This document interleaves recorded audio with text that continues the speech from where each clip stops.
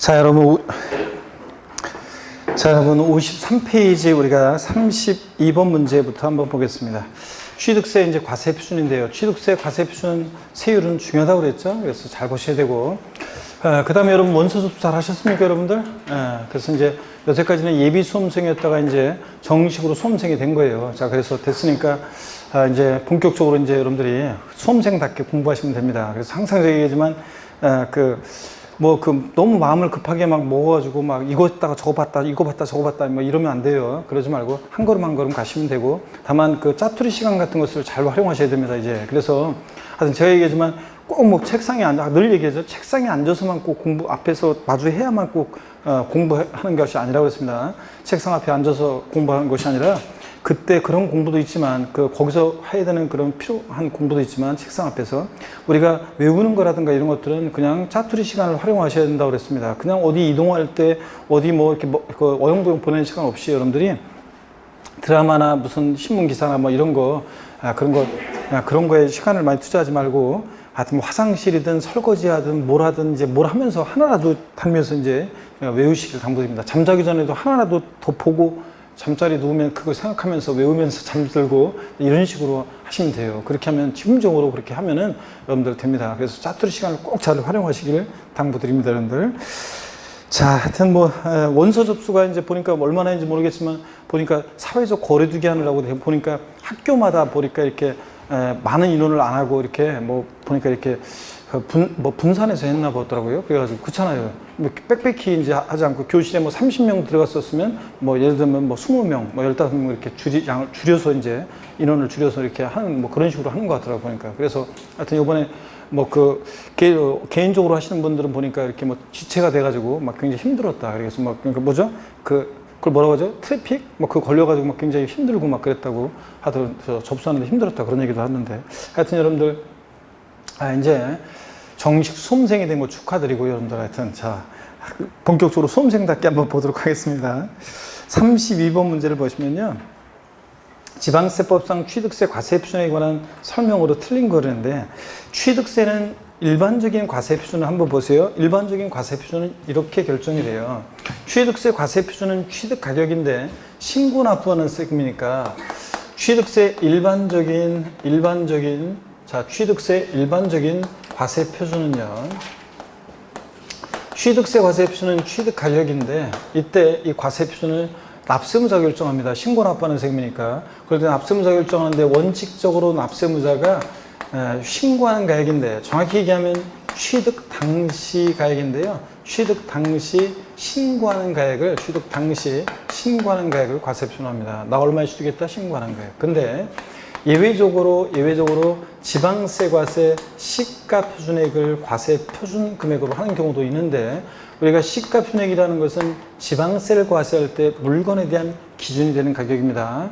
자, 그래서 국세에서는 기준시가라고 하고 지방세에서는 시가표준액이라고 하고, 이걸 합쳐서 우리가 통칭해서 공시가격 이렇게 얘기하잖아요. 그럴 때 어떤 경우에 시가표준액으로 과표 결정되느냐? 납세무자가 무신고예요. 신고를 안 해요. 신고 납부하는 세금인데 납세무자 신고 안 하면 그대로 끝나는 게 아니죠. 지자체장이 다시 과표 결정합니다. 무엇으로요? 시가표준액으로요. 또 납세무자가 신고했는데 신고서에 신고 가액의 표시가 없는 경우도 포함입니다. 얼마에 취득했다고 하는지 신고 가액의 표시가 없는 경우도 무신고로 봅니다. 자, 또는 납세무자가 신고했는데 이번에는 지방세과세 시가표준액보다 미달하게 적게 신고돼요. 우리가 소위 말해서 시가표준액이라는 것은 우리가 소위 시세에 한 70%, 80%에서 지금 아파트 같은 것들은 반영된다고 하는데, 지금 우리가 이제 시가표준액 공시가격에 시가 반영률을 굉장히 높이려고 하고 있잖아요, 정부에서. 그런데 사실은 근데 이게 예전에는 30%, 40%, 45% 이랬다가 지금 많이 올라온 거예요. 근데 아파트 같은 경우는 많이 올라오는데, 상가라든가 다가구주택, 단독주택 같은 것들은 여전히 또 이게 시가 반영률이 낮습니다. 근데요, 어떤 사람이 신고했는데 시가표준액보다 낮게 신고하면 객관적인 입증이 없는 한은, 뭐야, 시세 아파트 같은 것들이나 70, 80%고 한다고 하지만 근데 60%, 65% 선에서 결정된 것도 많습니다. 그런데 이거보다도 더 낮게 신고를 해? 그러면 불성실 신고했다고 봐가지고요. 지자청이 다슈가표 결정합니다. 신고한 거에 시가표이 미달이 신고되면 뭐로? 시가표내고 그래요. 그 다음에 언제나 항상 특례가 있는데요. 언제나 항상 사실상 취득가격을 과세표준금액으로 하는 경우도 있습니다. 사실상 취득가격을 시가표내기 관계없이. 근데 이건 아무 때나 인정하지 않습니다. 아무 때나 인정하면 뭐 다 그냥 시가표내고 낮게 신고하니까 객관적으로 입증되는 객관적 취득만 인정하는데 객관적 취득 나왔다. 국, 수, 공, 판, 그 다음에 법. 자, 사실상 잔금지기를 취득시기로 하는 객관적 취득은 취득시기에서 국수공판법이었잖아요. 자, 근데 여기서 하나가 더 들어갑니다. 부동산 거래 신고 등에 관한 법률에 의해서 이 신고서 제출해서 검증받은 취득이에요. 자, 그래서 부동산 거래 신고 등에 관한 법률에 의해서 신고서 제출해서 검증받은 취득의 경우는 역시 또 객관성이 있다고 봅니다. 객관성이 있지만 취득 시기에서는 헷갈린다고 취득 시기를 언제 했냐? 계약상 잔금지로 했었는데 과세표준에서는 국수공판법입니다. 그래서 국, 수, 공, 판, 법 아니고 여기서 끝나지 말고 부 이렇게 들어갑니다. 국수공판법 부 같은 객관적인 취득은 객관성이 있기 때문에 사실상 취득가액을 과세표준합니다. 다만 이건 유상승계 취득일 때가 그런 거지 만약에 보세요. 사실상 취득가액에서 제외되는 경우가 있는데 사실상 취득가액에서 제외되는 경우가 있는데 두 가지가 있습니다. 하나는 무상취득이요. 국가나 지자체로부터 법인으로부터 무상으로 취득했다 그러면 사실상 취득가액에서 제외합니다. 또 소득세법 규정에 따른 부당행위 계산, 부당행위로 계산된 부당행위 계산 부인 규정에 의한 부당행위 계산 부인 규정에 따른 이 취득도요 역시 또 제외합니다. 여러분 부당하게 계산됐으니까 사실상 취득가 인정하면 안 되잖아요. 자, 그리고 국가나 지자체로부터 법인으로부터 부동산을 무상 취득하면 사실상 취득가격이 빵원 내니까 무상 취득도 사실상 취득에서 제외합니다. 시험에서 국가로부터 법인으로부터 부동산을 무상으로 취득한 경우에 그 사실상 취득가액을 과세표준 금액으로 한다. X입니다. 국수공판법 나왔다고 아싸 사실상 취득가액이 아니에요. 무상으로 취득했을 때는 사실상 취득에서 어떻게 한다? 제외됩니다, 여러분들. 요거. 자, 그런데 그러면 무상 취득은 어떻게 과표 결정되느냐? 잘 보세요. 무상 취득은 어떻게 과세표준이 결정되느냐? 법에요 명시된 게 없어요. 상속 증여받았어요, 여러분이? 상속 증여받아서 취득세 신고할 때는 어떤 가격으로 취득세를 신고하라고 하는지 법에 명시된 게 없어요. 그러다 보니까 해석상요, 무상 취득은 해석상 이 규정을 준용합니다. 그래서 해석상 무상 취득은 원칙 신고하는 가액, 신고가액, 예외적으로 시가순액으로 한다. 이 규정을 준용한다고 이렇게 해석하고 있어요. 자, 그런데 해석하고 있는데 준용한다고 해석하고 있는데 근데 법 명시된 것은 없고요. 그냥 그렇게 하고 있어요.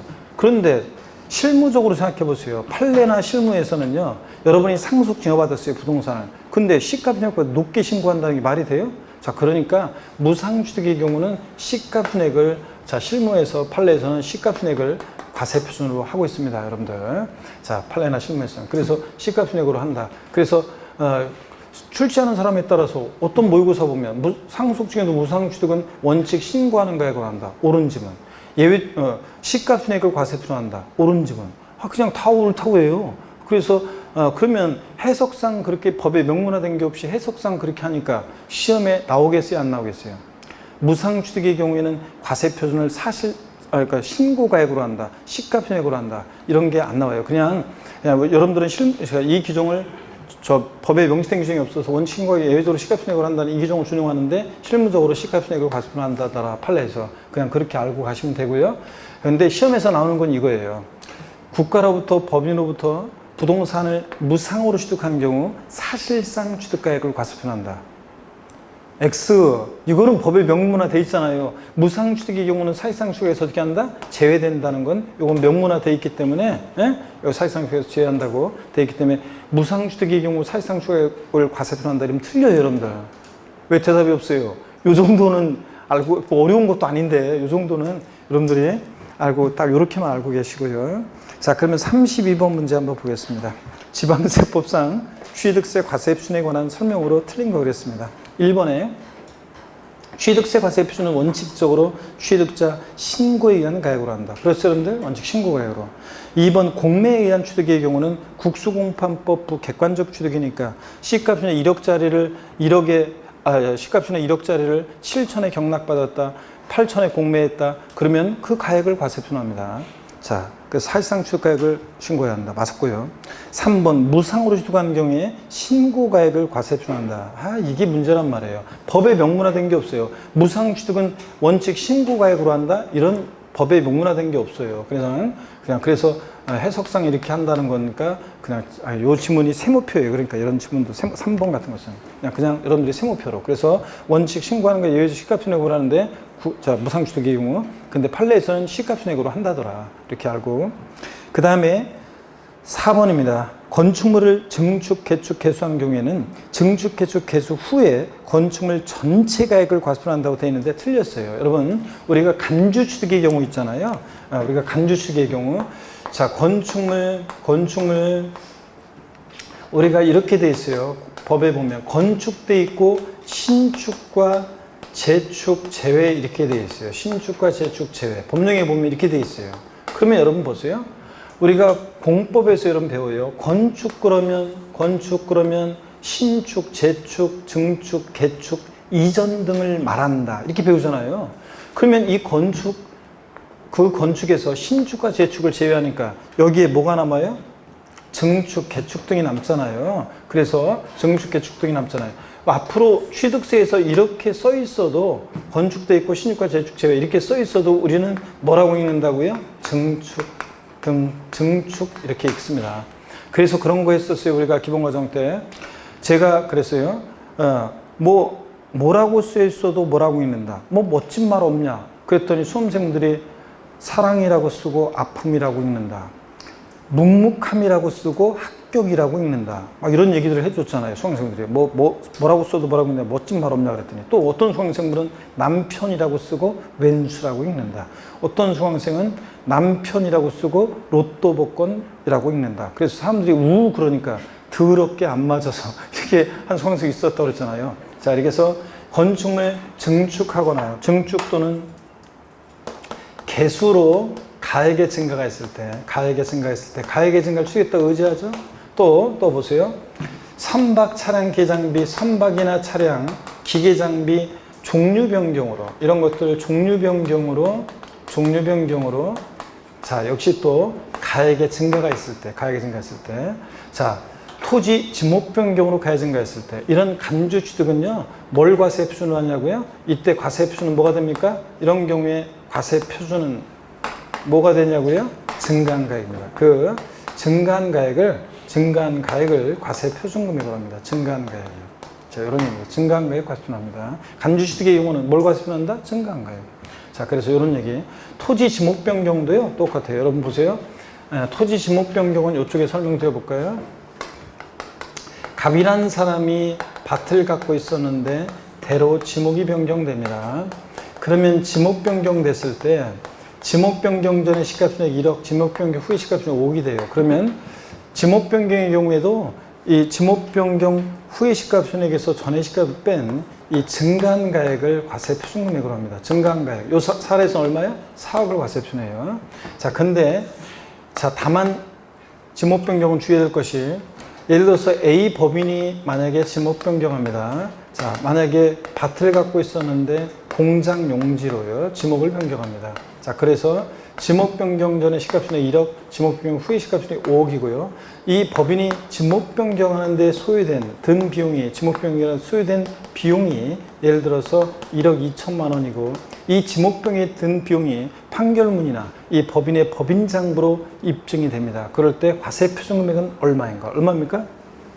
어떤 수강생분이 2억 8천 그러는데 증가한 가액 4억에서 비용 1억 2천 뺀 요거 2억 8천 원. 아유, 너무 색법은 앞서가면 안 돼요. 자, 금방 제가 얘기했어요. 판결문이나 법인장부로 지목 변경에 든 비용이 입증되면 이 든 비용을 과세 표준금액으로 합니다. 얼마예요? 1억 2천 원입니다. 증가한 가액이냐. 일반적으로는 지목 변경은 증가한 가액 과세 표준인데, 간주취득이니까 증가한 가액인데, 다만 이렇게 판결문이나 법인장부로 지목 변경에 든 비용이 입증될 때는 뭐로 한다? 든 비용으로 합니다, 여러분들. 요거 알아두시고요. 자, 그러면 교재를 보겠습니다. 32번 문제. 그 4번은 그러니까 틀렸죠? 건축물 증축, 개축, 개수한 경우에는 그 증축, 개축, 개수 후에 건축물 전체 가액이 아니라 뭐다? 증가한 가액입니다. 다만 이따가 나오지만 이제 5번 나오는데 5번과 비교해 볼까요? 건축물 신축, 재축이요. 이렇게 원시 취득했을 때는 건축을 위해서 직접적으로 수입된 금액, 즉 건축비, 건축에 소요된 비용, 건축비가 과세표준이 됩니다. 그래서 원시 취득의 경우 신축, 재축 같은 원시 취득은 건축하는 데 소요된 비용을 일체 비용을 취득 가격으로 하고 건축비를. 근데 증축이나 개축, 개수 등으로 가액의 증가가 있을 때는 뭘 과세표준하고 증가한 가액이요. 그래서 4번과 5번을 비교합니다. 넘어가시고요. 자, 54페이지 가겠습니다.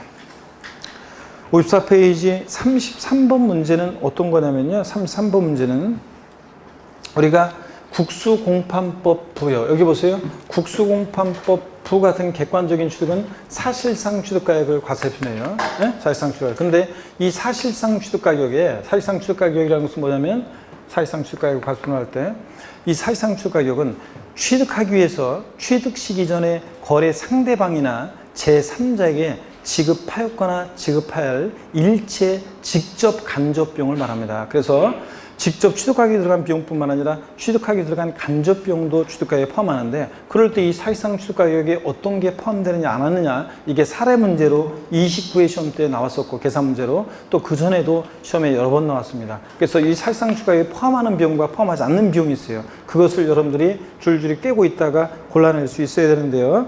일단 한번 보겠습니다. 33번 문제 보세요. 그래서 우리가 요약집이라든가 이런 데서 다 배웠었어요. 어떤 게 포함되고 어떤 게 포함되지 않는지 한번 봅니다. 다음은 법인이 부동산을 취득하는 경우이다. 법인 장부상에 나타나는 여러 가지 비용들로서 취득세 과세표준 계산 시 국수공판법 보니까 사실상 추가액에 포함될 수 없는 것은 그랬습니다. 기억본 보면 건설자금에 충당한 차입금의 이자는 포함합니다. 건설자금이자 포함하고요. 할부 또는 연불계약에 따른 이자액 상당히 연체료 있죠? 이거는 세모표예요. 여러분 보세요. 자, 이거는 세모표라고 제가 얘기했는데 왜 그러냐면 한번 보세요. 이건 세모표라고 제가 얘기했는데 왜 그러냐면 한번 보겠습니다. 왜 그러냐? 우리가 연불 또는 할부계약에 따른 할부계약에 따른 연체료 할부이자요. 연체료 할부이자. 또 그 다음에 할부이자. 또 그 다음에 공인중개사에 지급한 중개보수요. 중개보수. 이런 것들은 누가 취득하느냐에 따라 달라져요. 할부이자, 연체료, 중개보수. 누가 취득하느냐에 따라 달라지는데, 아유, 함이 어째 그냥 삐뚤삐뚤하네요. 자, 이건 누가 취득하느냐에 따라 달라지는데 한번 보겠습니다. 연체료, 할부이자, 중개보수. 얘는 자, 법인이 취득할 때 연체료 할부이자는 요거는 이거 자꾸 이렇게 하지? 취득가격에 사실상 취득가격에 요거는 사실상 취득가격에 포함합니다. 법은 바른 거니까. 근데 법인이 아닌 자. 그래서 법인이 아닌 자니까 법인이 아닌 자니까 누구예요? 개인을 말합니다. 법인이 아닌 자, 개인이 취득할 때 연체료 할부이자는 이 사실상 취득가격에 포함하지 않습니다, 여러분들. 자, 그러면 누가 취득하느냐에 따라서 달라지니까 잘 보셔야 돼요. 연체료 할부이자, 공인중개사에 지급하는 중개보수 같은 건 잘 보셔야 됩니다. 법은 보세요. 법은 바른 거니까 법은 항상 O. 법인이 아닌 자, 개인, 이런 개 XX 이렇게라도 기억합니다. 그래서 연체료 할부이자 또는 공인중개사에 지급한 중개보수, 법인 누가 취득하는지 잘 봐야 돼요. 법인이 취득할 때는 포함하고 법인이 아닌 자가 취득할 때는 이 개 XX 이런 식으로 포함하지 않는다. 아셨죠, 여러분? 이렇게도 기억합니다. 그러면 여기 보세요. 지금 이 33번 문제는 누가 취득한다고 문제 처음에 시작했었어요? 법인이 취득합니다. 법인이 취득하니까 디귿번 니은번 할부 또는 연불조건부 계약에 따른 이자액상 연체료, 할부자 연체료 어떻게 한다고요? 포함합니다. 법인 취득하니까. 법은 바른 거니까 O 포함, 니은번 포함입니다. 디귿번 취득하는 물건의 판매를 위한 광고 선전비 등의 판매 비용 있죠? 이건 포함하지 않습니다. 신문에 벼룩시장에 광고할 때 이 판매를 위한 광고 선전비 포함하지 않아요. 그 다음에 니을번 농지법에 따른 농지보전부담금, 또 산조관리법에 따른 대체산림 자원 조성비 같은 것은 포함합니다. 여러분 제가 알려드린 포함하고, 이거는 포함되는 것, 포함되지 않는 것을 눈에 익히 둬야 되는데 포함되지 않는 것에 방점을 찍고요. 부가가치세 포함하지 않습니다. 부가가치세 포함하지 않고요. 법률에 따라 전기, 가스, 열 등을 이용하는 자가 분담하는 비용, 이거 포함하지 않습니다. 그 다음에 15번 취득에 필요한 용역을 제공받는 대가로 지급하는 용역비나 수수료 같은 거 있죠? 요건 포함합니다. 용역비, 수수료 포함해요. 2번 취득 대금 외에 당사자 약정에 의한 취득자 조건 부담액과 채무 인수액이요. 우리가 흔히 전세 끼고 또 그 다음에 대출 매도인이 대출 받아서 대출 있는 거 그 대출 끼고 집을 산다거나 그럴 때 이런 것도 취득 가격에 포함합니다. 여러분 보세요. 우리가 흔히 전세 끼고 집을 산다. 대출 끼고 원래 그 집에 대출이 들어있어요. 그 대출금을 끼고 산다. 그런 표현을 쓰는데 그게 무슨 얘기냐면 갑이라는 사람과 을이라는 사람이 부동산을 매도하는데 이 부동산 1억짜리인데 여기에 전세금이 만약에 6천이 들어있습니다. 그러면 이거는 매도인이 갚을 돈이잖아요. 전세금. 근데 전세 끼고 집을 산다는 것은 이 매수인이 이 채무를 부담하기로 했다는 얘기입니다. 그러면 을은 대금을 얼마만 지급해요?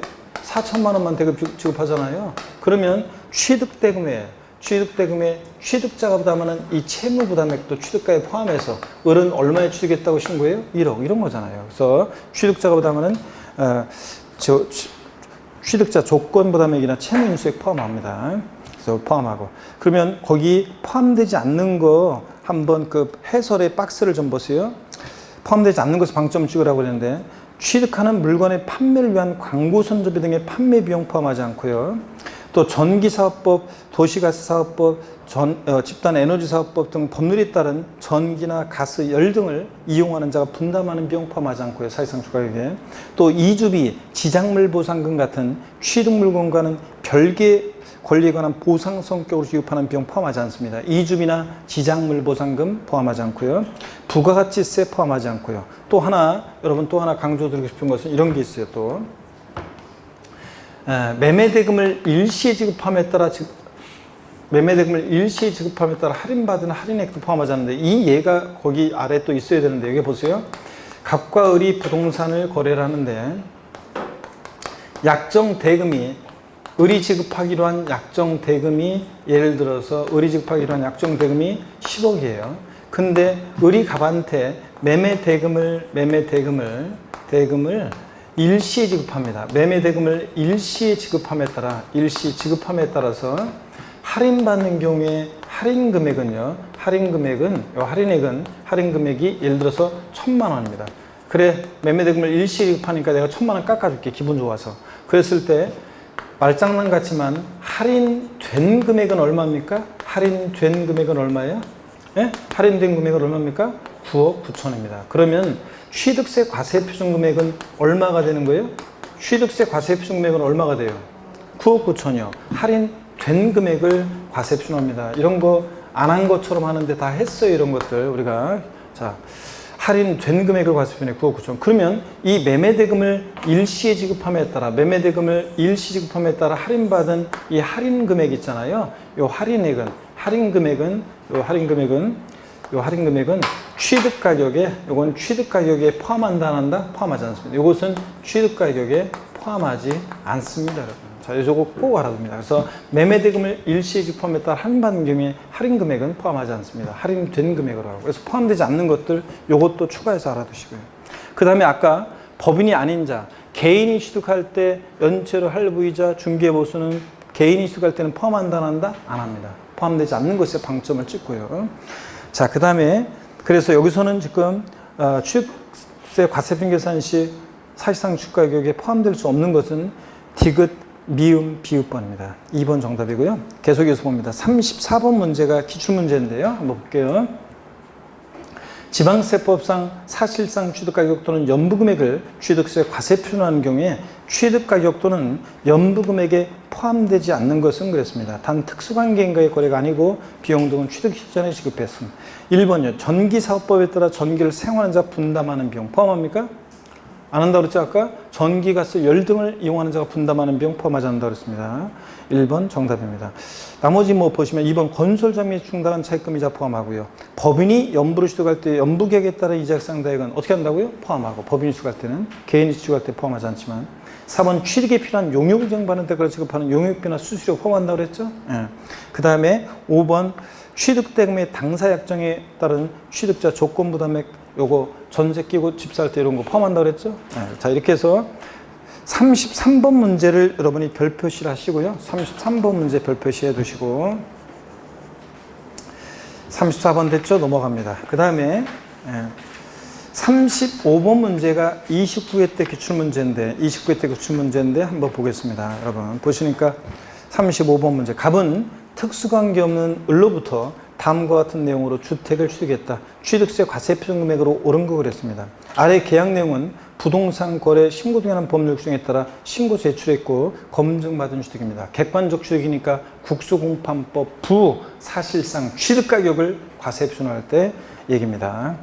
아래의 계약은 부동산 거래 검증받았고, 자, 계약 내용 총 매매 대금이 5억입니다. 계약금, 중도금, 차금 합치면 5억 나와요. 이거 직접 비용입니다. 취득하기 들어간 직접 비용이고, 또 간접 비용 어떤 게 있는지 보겠습니다. 갑이 주택 취득과 관련해서 지출한 비용 총 매매 대금 외에 당사자 약정에 의하여 의뢰 은행 채무를 갑이 대신 변제한 금액이 1,000만 원입니다. 이거 포함합니까? 취득 가격에?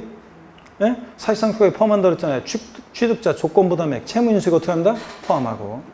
그 다음에 법령에 따라 매입한 국민주택 채권을 해당 주택 취득 이전에 금융회사 등의 양도한 발생하는 이 채권 매각 차손이요. 이것도 포함합니다. 제가 알려드리면 이것도 채권 매각 차손 기억해요. 채권 매각 차손도 포함해요. 그러니까 100만 원 포함해요. 그러니까 토탈의 취득가액은 얼마가 되는 거예요? 직접과 간접 비용 합한 게 얼마예요?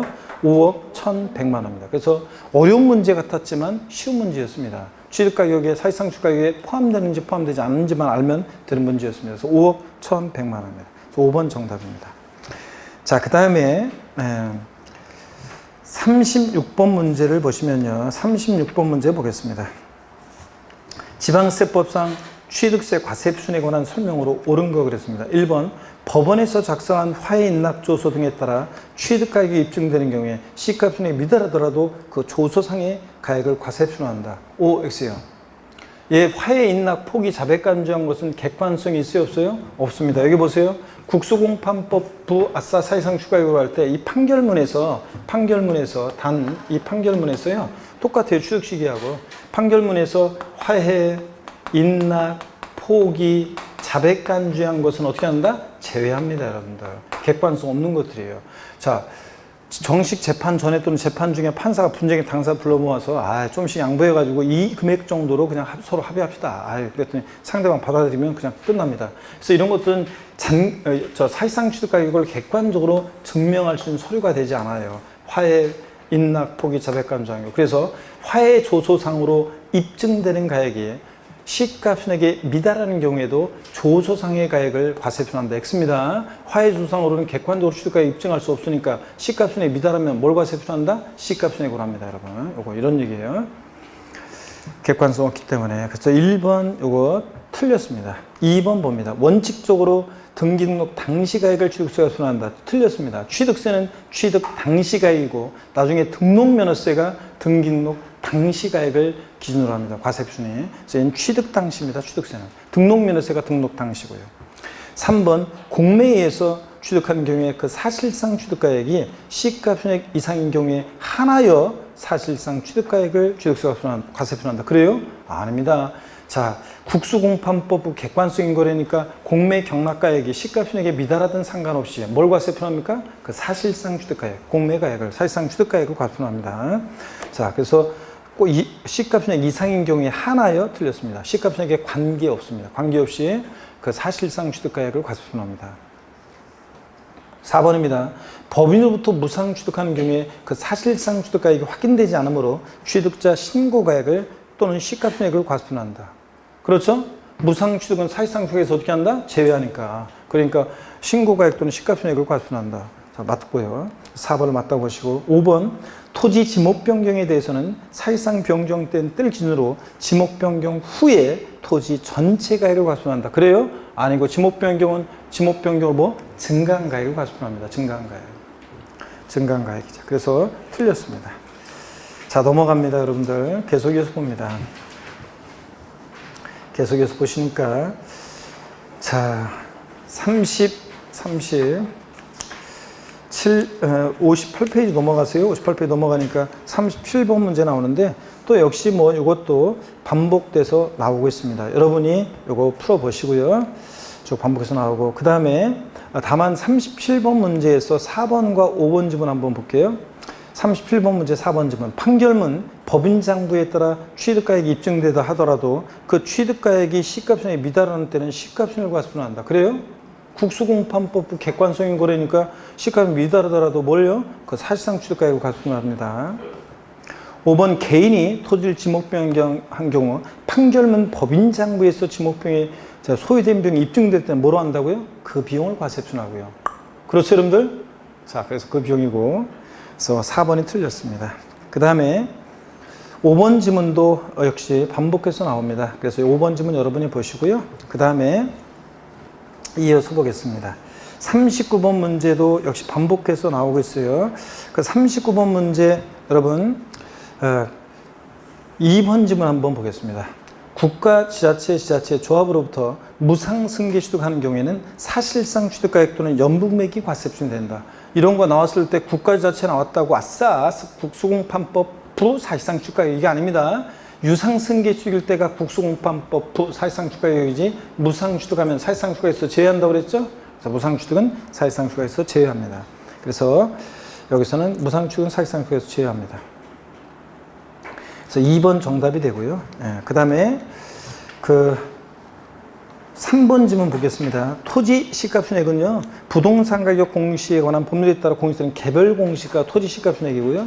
4번 주택의 시가순액은 역시 개별 주택 가격이나 공동주택 가격 주택의 시가순액이 되고요. 5번 화해 인락조서, 포기각서, 자백간주, 공정증서 등에서 입증되는 가액 등이 시가순액보다 낮을 때는 뭘 과세표현합니까? 객관성 없는 서류들이니까 뭘 과세표현해? 시가순액으로 합니다. 공정증서도 공중사무실에 돈만 내면 도장 찍어주니까 그렇습니다. 자, 그 다음에 넘어갑니다, 여러분들. 넘어가시면 40번 문제 한번 보겠습니다. 40번 문제 여러분들이 또 40번 문제도 별 표시합니다, 여러분. 40번 문제도 별 표시하시고요. 40번 문제도 별 표시하시고 한번 보겠습니다. 먼저요. 아까 아까 39번 문제도 별 표시하시고, 39번 문제도 별 표시하시고, 39번 문제도 별 표시하시고요. 그 다음에 40번 문제도 별 표시하시고요. 자, 40번 문제 한번 보겠습니다, 여러분. 보시니까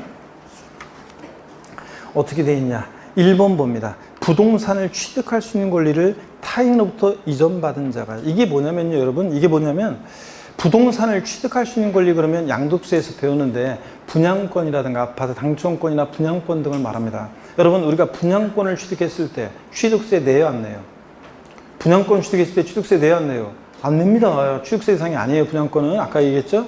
자, 그런데 절 보세요. 그런데 분양권을 샀습니다. 프리미엄이 붙었습니다. 그러면 나중에 그 아파트 완공이 돼서 건설법인으로부터 아파트를 취득할 때 취득세를 낼 때요, 분양 가격에다가 프리미엄 붙었잖아요. 그럼 프리미엄 붙은 가격으로 취득세를 신고해야 합니다. 근데 예전에 어떤 일이 있었냐면, 예전에 만약에 마이너스 P로 떨어진 지역은요, 또 뭐로 신고하라냐면 분양 가격이나 그 공급 가격으로 취득세를 과세 표준을 신고하라고 했었어요.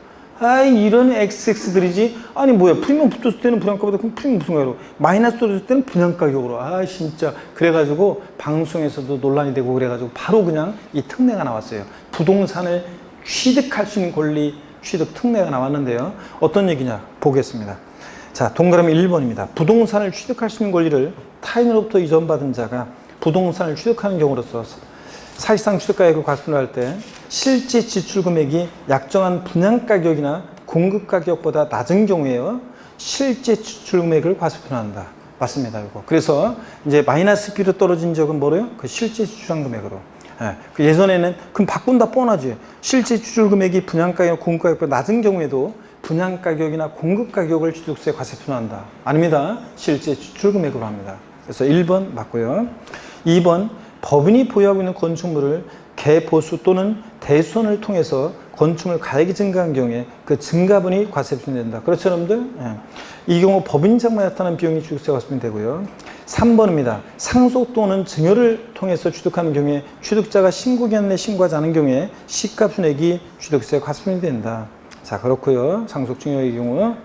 그 다음에 4번 봅니다. 법인이 아닌 자가 대시 끊습니다. 그러니까 개인을 말해요. 개인이 건축물 건축하거나 대손하여 취득하는 경우로서 대시 끊습니다. 건축하거나 대손하여 취득하는 경우로서 취득가격 기준은 100분의 80인데 이게 틀렸어요. 100분의 90. 90%를 넘는 가격이 법인장부에 따라 입증되는 경우에는 대시 끊고요.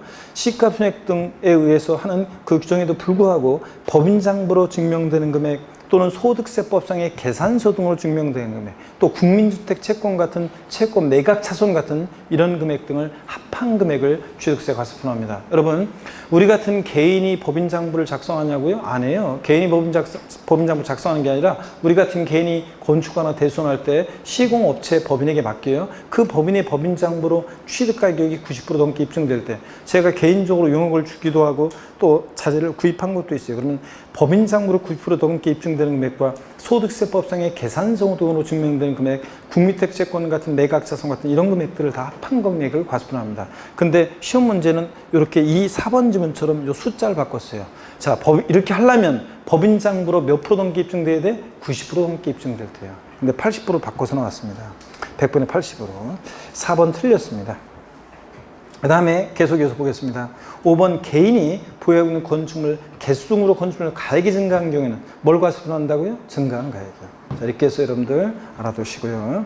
그 다음에 41번 문제 한번 풀어보겠습니다. 41번 문제요. 다음과 같이 개인 간 유상거래로 부동산을 취득한 경우에 관한 설명으로 틀린 것은 그랬습니다. 부동산 소재지는 서울특별시 종로 평창동이고 취득물건 아파트고 취득당 시가순액이 12억이고요. 주택복지에 따라 관할 지자체에게 신고한 가액이 10억이라고 했는데요. 이게 주택복지에 따라 신고한 가액은요, 객관성이 없어요. 부동산 거래 신고 등에 관한 법률에 있어 신고 제출하고 관련 법령에 따라 검증받은 주택이 객관성이 있는 거지, 개인 간 거래의 경우 이 신고 가액을 원칙으로 하는 건데, 근데 이 신고한 가액이 시가순액에 뭐하게 지금 신고됐어요? 미달하게요. 그럼 뭘 과세표준해야 돼요? 시가순액으로 해야지. 그래서 얼마를 과세표준합니까? 12억을 과세표준합니다. 자, 1번 한번 볼게요. 주택을 취득하는 경우에 관할 지자체에게 신고한 경우를 하더라도 시가순액이 미달할 때는 뭘 과세표준한다고요? 시가순액이 과세표준되고. 2번 고가주택을 취득하는 경우이므로 취득세 표준세율이 3% 적용된다 그랬는데, 여러분요, 우리 요거 취득세 세율은요, 고가주택, 이런 양도세에서는 고가주택 개념이 있지만 우리 지방세에서는 고급주택이라는 게 있어요. 고급주택. 그래서 일정한 요건을 갖춘 고급주택이 취득세가 중과세됩니다. 표준세율에다가 중과세율을 4배 합한 세율이지 고가주택은 아니에요. 그리고 이제 근데 취득세 세율은 이제 이렇게 판단하면 안 돼요. 취득세 세율은, 자, 고가주택이라고 그래가지고 이게 실지 취득한 가격이 9억 원을 초과했다. 그럼 9억 원을 초과했으니까 3% 세율이 적용되는데, 다만 이제 취득 가격이 우리가 6억 원이하면 1%, 6억 초과 9억 원이하는 1.01에서 2.99%까지 세분화되어 있고, 9억 원 초과했을 때 3% 세율입니다. 주택을 유상거래 수익했을 때. 근데 이건 1세대 1주택이거나 조정대상 지역 내 2주택일 때까지만 요 세율이 적용되고, 이제부터는 조정대상 지역 내 3주택이거나 또는 조정상 지역 내 2주택이거나 3주택, 조정상 지역 내 2주택이면 8%, 조정상 지역 내 3주택이면 12%, 또 조정대상 지역 외 지역도 1세 3주택이면 그때는 이제 8%, 자, 4주택이면 12%, 이런 식으로 해가지고 세율이 달라요, 이제. 자, 그래서 개정된 내용이 적용되고, 법인이 취득하면 무조건 12%고, 이렇게 해서 이제 세율이 달라요. 그래서 이런 거는 섣불리 이제 판단하면 안 되고, 이제 우리가 취득세 세율 개정 내용을 2020년 7월 10일 부동산 대책에 따른 지방세법 개정한 내용을 공부한 다음에 판단해요. 근데 여기서는 지금 다른 조건을 고려하지 않는다고 했을 때, 주택 1세대 1주택이라고 봤을 때, 1세대 1주택이라고 봤을 때, 실직 취득한 가격이 9억 원을 초과했다 그러면 취득세 세율은 9억 초과하면 3%입니다. 유상거래 취득했을 때. 그거로 해서 맞는 지분으로 생각하시고요. 3번 봅니다. 주택 보증에 따라 신고한 가액 10억 원이 과세된다 그랬는데, 자, 신고한 가액의 시가총액이 미달하면 뭘 과세합니까? 시가총액으로 합니다. 그래서 12억 원이 과세표준이 돼야 됩니다. 이 사례에서는. 3번 정답이고요. 4번 상속을 통해 취득하는 경우에 취득세 신고 납부 기한은 상속 개시일이 속하는 달의 말일로부터 몇 개월? 6개월입니다. 상속인이 국내 주소를 들어오면. 5번 매매를 통해 유상 취득한 경우 취득세 신고 납부 기한은 매매 같은 개인 간 매매니까 유상거래니까 객관성 없으니까 계약상 잔금일로부터 며칠이요? 60일에 취득세를 신고 납부합니다. 취득 시기가 계약상 잔금일이었잖아요. 매매 같은 유상 승계 취득은. 자, 그래서 이런 얘기입니다. 넘어갑니다, 여러분들. 42번 문제는 시가총액이 어떻게 결정되는지 이런 것들은 여러분이 읽어보시고요. 읽어보시고 그 다음에 어디를 보시냐면, 여러분 어디를 보시냐면 44번 문제입니다. 63페이지 44번 문제는 이제 취득세 세율에 관한 문제인데, 취득세 표준세율은 우리가요, 세율은 여러분들 개정된 내용 요거를 이제 보셔야 되는데, 우리가 맛배기로 암기 방법은, 우리가 취득세 표준세율 암기 방법은 잘 모르시는 분은 제 강의에 인강수강생 듣고 취득세 표준세율 암기 방법 알려드렸는데 잘 모르겠다 그러면 상삼팔, 무동리 815, U1210, 원팔, 030에, 이게 무슨 말인지 모르는 분은 우리가 기본서 강의나 요약집 강의에 취득세 세율 부분에, 표준세율 부분에 강의를 반드시 수강하고 오셔야 됩니다. 수강하시길 당부드리고요. 일단 암기 방법은 제가 다음에 알려드리기로 하고, 일단 취득세 세율 있잖아요. 세율, 우리 나눠드린 복사물을 한번 보도록 하겠습니다. 여러분들 복사물 한번 보세요. 나눠드린 복사물을 보시니까 한번 펴보세요. 오늘 이걸 대충 읽고 갔다가 어떻게 해석된 건지 읽고 갔다가 어떤 건지 알려드리고 읽고 갔다가 한번 해보겠습니다. 자, 그 다음에 없구만 또. 아이고 진짜. 예? 그러니까 돌아다니기는 많이 돌아다니는데 하여튼 실속은 없이 농담이고 빨리 갖고. 자, 한번 보겠습니다. 취득세, 우리 강성규 교수가 제공하는 7월 10일 부동산 대책에 따른 취득세 개정 법률, 그래서 한번 봅니다. 자, 요거 한번 읽어보고 갈게요. 오늘 한번 쭉 읽으면서 우리가 한번 세율을, 취득세 세율은 이제 이거로 대체합니다. 여러분, 기본서라든가 요약집이나 이런 거에 있어서도 이제 취득세 표준세율, 취득세 세율 부분에 대한 거, 주택 유상거래로 인한 중과세율은 요거로 이제 대체를 하셔야 됩니다. 자, 보겠습니다. 1번의 취득세 세율입니다. 자, 본문 취득세는 과세대상 물건의 성격과 종류, 취득 방법에 따라 표준세율이 정되는 경우와 법령에서 통상적으로 적용되는 세율과 또 중과세율, 무겁게 세율을 매기는 중과세율이 적용되는 경우로 나눠지며 세율 구조는 차등 비례세율 구조로 되어 있습니다. 과표 크기와 상관없이 세율이 일정해요. 차등한다는 것은 취득 원인이나 과세대상 등에 따라서 차등해서 비례세율이 적용되고요. 누진세율 아니고요. 01번 표준세율 및 법인의 주택 취득 등 중과세율입니다. 제가 원래는 취득세 표준세율 공부하고 중과세율은 따로 공부해야 되지만 여기 특별히 지금 같이 봐야 되기 때문에 필요성이 있어서 법인의 주택 등 취득 등 중과세율을 같이 표준세율과 함께 지금 위치해서 보겠습니다. 섞어서 개요를 봅니다. 지자체장은 조례 정바에 따라서 취득세 세율을 표준세율의 몇 프로 범위 내에서요? 100분의 50 범위 안에서 가감할 수 있고요. 근데 다만 거기 같은 취득 물건에 대해서 둘 이상 세율 정할 때는 그중 어떤 거요? 높은 세율을 정합니다. 자, 그래서 세율 적용의 원칙인데, 일반 원칙인데 높은 세율 정하고요. 낮은 세율 정한다고 바꿔서 시험에 몇 번 나온 적이 있고요. 높은 세율 정하고. 양가로 2번 부동산 취득의 세율입니다.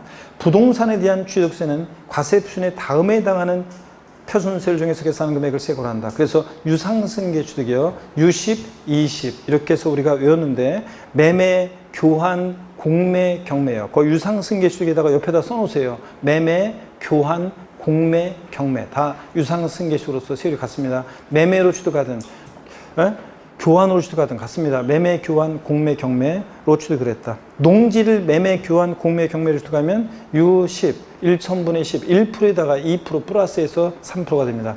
우리 현재 취득세 표준세율은 2010년도까지 취득세가 있었고 등기할 때 등록세가 있었는데, 옛날 취득세는 중과세율을 제외하고서는 일반적으로 원시든 승계든 무상이든 유상이든 옛날 취득세 2%였고 등록세 세율이 복잡했어요. 복잡했어요. 그래서 암기 방법을 통해서 등기 원인에 따라 다양했어요. 그래서 암기 방법을 통해서 우리가 등록세 세율을 암기했고요. 자, 그 다음에 이게 뭐하러 두 번 신고하냐. 옛날에는 부동산 취득하면 취득세 신고 납부하고 등기하면서 등록세 따로 신고 납부했는데 한 번에 하자 그래서 지금은 취득세로 통합을 시켰습니다. 그러면 이 통합된 취득세는 보세요. 옛날 등록세 세율 암기 방법을 통해서 암기를 해요. 그런 다음에 거기다가 2% 플러스하면 그게 통합된 취득세 세율이 되는 거예요 지금. 자, 그럽니다. 그래서 나중에 이거 등록 면허세도 또 써먹을 수 있고요. 자, 그래서 세율 구조를 이해하기 위해서 따로 구분해서 이었습니다. 농지는 1,000분의 33%고요. 농지 외의 것, 토지나 상가를, 일반적인 토지나 상가를 매매, 교환, 공매, 경매를 취득하면 60, 20, 2%에다 2% 플러스해서 몇 프로가 돼? 4%입니다.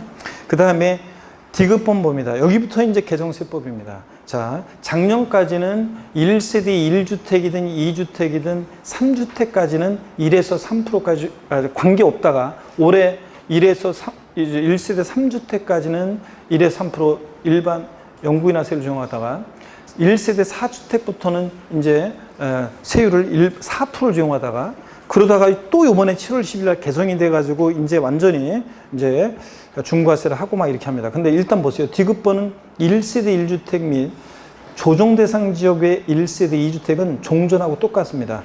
자, 유상거래 주택을 취득했다. 취득가격에 따라 달라집니다. 6억 원 이하는 1%, 6억 초과 9억 원 이하는 취득 당시 가액에다가 3분의 2억 원을 곱하고 여기서 3을 빼고 그 다음에 100분의 1을 곱합니다. 백분율을. 이렇게 해서 구해요. 그래서 1.01에서 2.99%까지 적용되는데 자, 여기 봅니다.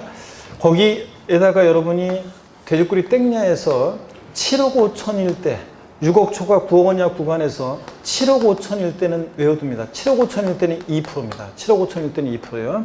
그래서 7억 5천보다 낮다, 6억 초과하면서 7억 5천보다 낮으면 세율은 1점 몇몇 프로고 7억 5천을 넘었다, 9억 원 이하면서 7억 5천을 넘었다 그러면 그때는 2점 몇몇 프로예요. 그래서 요거를 7억 5천을 기준으로 주택을 유상거래 취득했는데 7억 5천을 취득하면 세율은 몇 프로다? 2%. 그거보다 낮으면 1점 몇몇.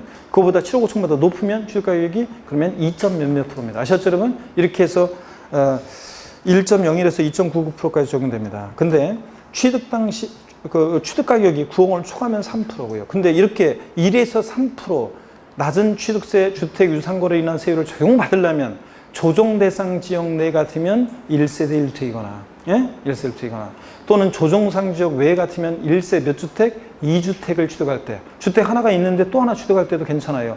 1세대 2주택까지는 조정상 지역 외 지역 같으면 이렇게 1에서 3% 세율을 적용받습니다. 자, 봅니다. 유상거래로 인한 주택 취득에 대한 표준세율 적용이 있잖아요. 이것은 다음에 또 설명을 드리기로 하고요. 넘어갑니다. 일단 이거는 다음에 설명드리기로 하고 넘어가요.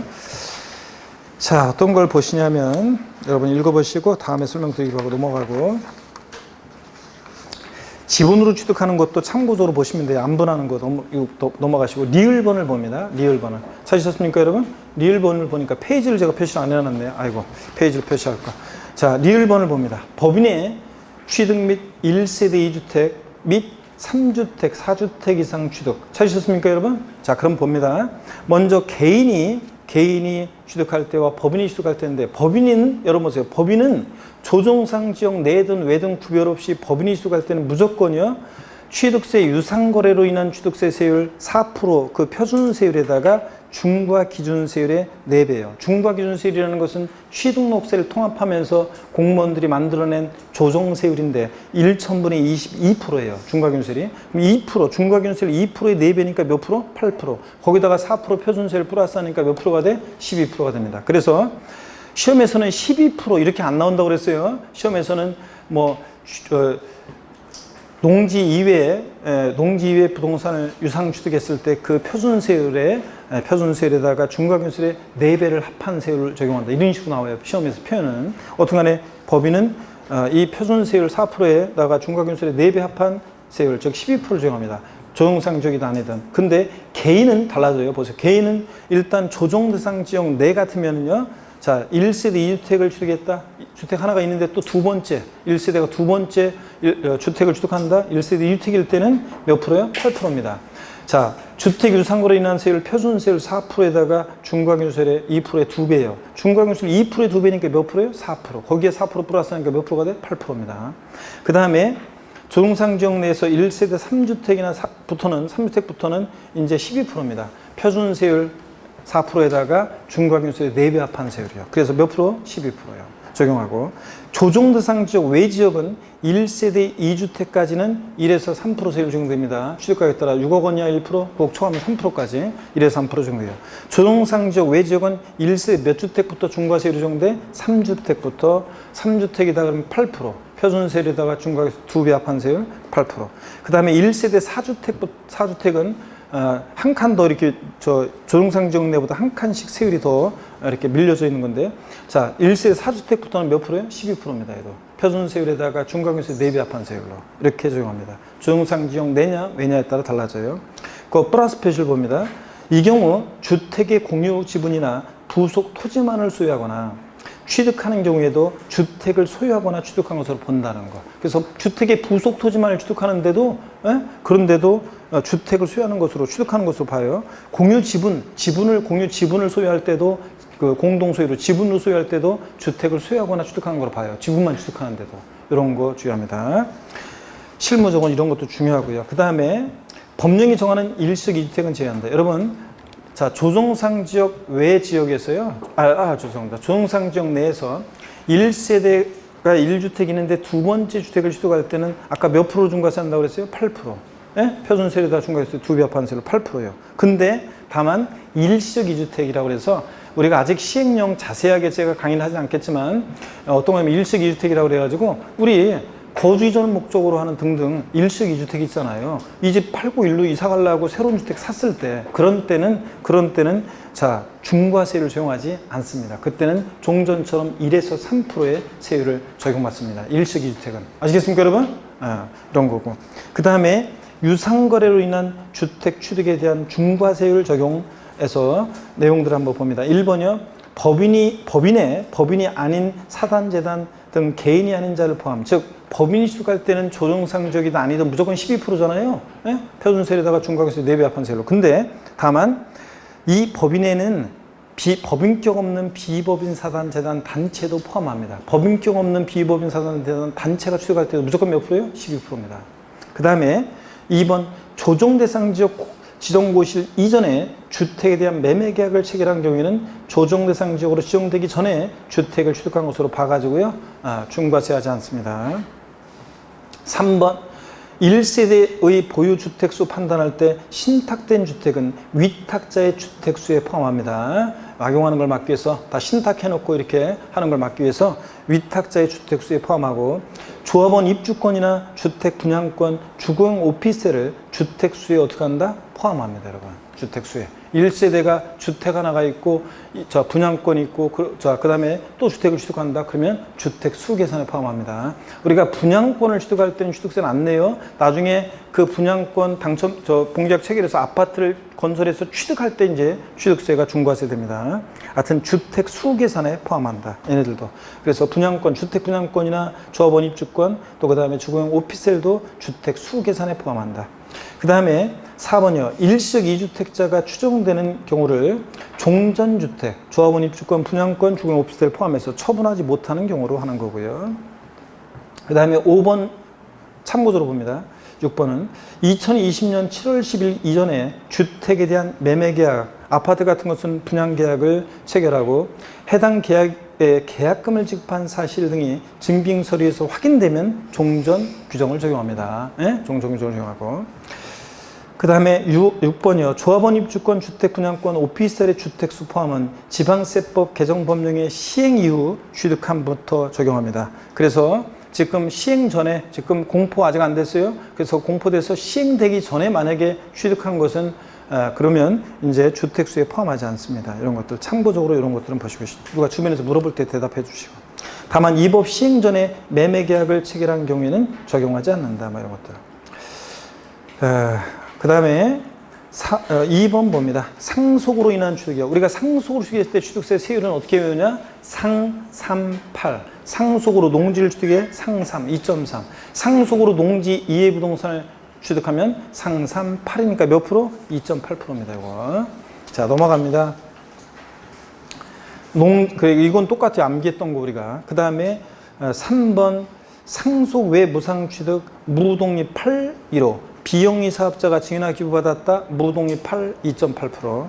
일반인이 여러분이 증여나 기부받았다. 무독립 8, 1호 3.5%입니다. 다만 올해 개정된 게 또 거기 주택에 들어있어요. 조정 대상 지역 내에서 3억 원 이상의 주택을 증여받았을 때는요 12%입니다. 그래서 아까 얘기했듯이 취득세, 유상거래로 인한 취득 표준세율, 여기에 중과기준세율이 4배 합한세요. 그래서 12% 중과세입니다.